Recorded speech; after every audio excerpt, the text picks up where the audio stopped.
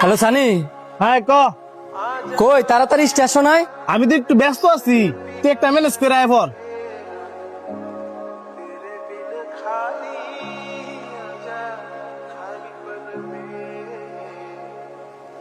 বন্ধু শান্ত।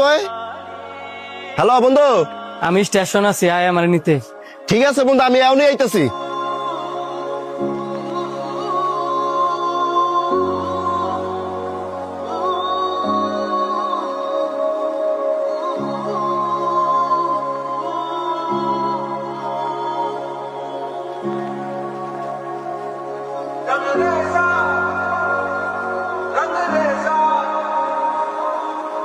কিরে সানি যেন বৈশা রয়েছে, তুই দেখছস? দেখছি। ভাই আমাদের বিলটা আসছে কত?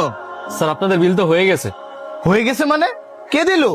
আপনার বন্ধু আছে না, আর নাম জানি কি বইলা গেল, শান্ত শান্ত,